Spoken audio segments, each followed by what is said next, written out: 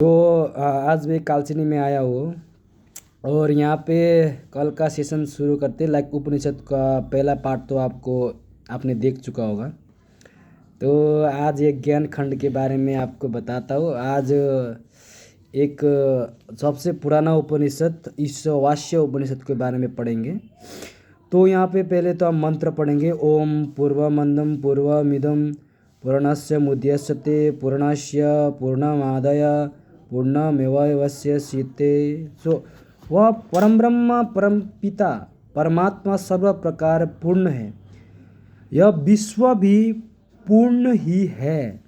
उस पूर्ण से यह पूर्ण प्रकट हुआ है। पूर्ण से पूर्ण को निकाल लेने पर भी पूर्ण ही शेष रहता है। अब यहाँ पे देखिए आप दूसरा श्लोक है। सो अखिल विश्व में जड़ चेतन स्वरूप जो विश्व है वह सर्वव्याप्त ईश्वर से पूर्ण है। इसे साथ रखते हुए इस विश्व को त्याग पूर्वक भोगते रहो। लालच करना बुरी भला, यहाँ पे उपनिषद में लिखा है लालच ना करो, क्योंकि यह धन किसका है। इस जगत में कर्मों को करते हुए 100 वर्ष तक जीवित रहने की कामना करनी चाहिए। इस प्रकार किए जाने वाले कर्म तुझ मनुष्य को लिप्त नहीं करते। इससे भिन्न अन्य कोई मार्ग नहीं है। असुरों से के जो भिन्न लोक है वे सब अज्ञान और अंधकार आदि से ढके हुए हैं। जो मनुष्य आत्महत्या द्वारा मरते हैं, जो मनुष्य सुसाइड करके मर जाते हैं, वे उन्हीं दुखपूर्ण लोगों को बारंबार प्राप्त होते हैं। वह परम ब्रह्म एकात्म भाव से और मन से तीव्र गति वाले हैं। वे सबके आदि तथा सबके जानने वाले हैं। इन परमात्मा को देवगण भी नहीं जान सके। जो देवतागण होते हैं ना, अग्निदेव, सूर्य देव, वायु देवता, सब ये लोग भी उस परमात्मा को नहीं जान सके। तो हम मनुष्यों के कैसे जान सकते हैं? तो उसका भी आपको उत्तर मिलेगा जब ये उपनिषद चलता रहेगा।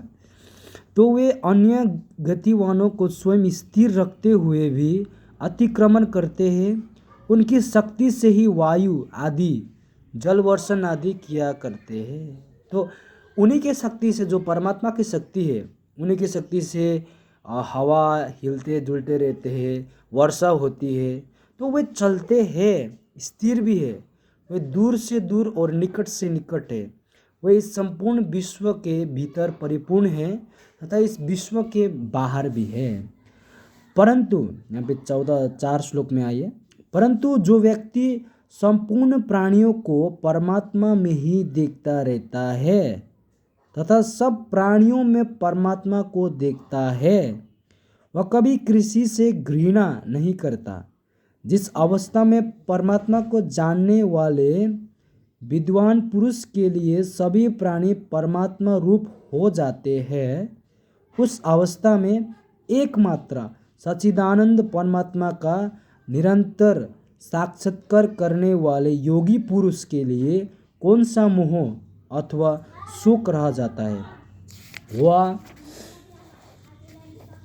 महापुरुष अत्यंत तेजस्वी रूप, सूक्ष्म देह रहित, छिद्र रहित, शिराओं से रहित, शुद्ध शुभाशुभ कर्म विहीन परमात्मा देव को प्राप्त होता है। वह परमात्मा सर्वद्रष्टा, सर्वज्ञ, सर्वनियंता स्वयंभू है। वे अनादि काल से सबकी यथा योग्य रचना करते आए हैं। जो मनुष्य अविद्या को अपनाते हैं वे अज्ञान युक्त अंधकार में पड़ते हैं, तथा जो विद्या में मतभेद है वे भी प्रायः अंधकार में ही गिरते हैं। विद्या की यथार्थ उपासना का फल अन्य ही बताया है। अविद्या में रत रहने का फल उसे भिन्न कहा गया है।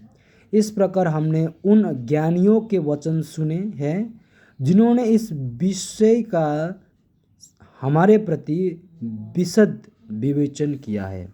जैसे कि अब बताया गया है कि जो मनुष्य विद्या रूप ज्ञान तत्व को अविद्या रूप कर्म तत्व को साथ ही साथ जान लेता है, कर्म के अनुष्ठान से मृत्यु को पार कर ज्ञान के अनुष्ठान से अमृत का उपभोग करता है। जो मनुष्य नाशवान देव पितर मानव आदि की उपासना करते हैं वे अज्ञान युक्त में मत है, वे भी घोर अंधकार में गिरते हैं। अविनाशी परमात्मा की उपासना का दूसरा ही फल कहा गया है।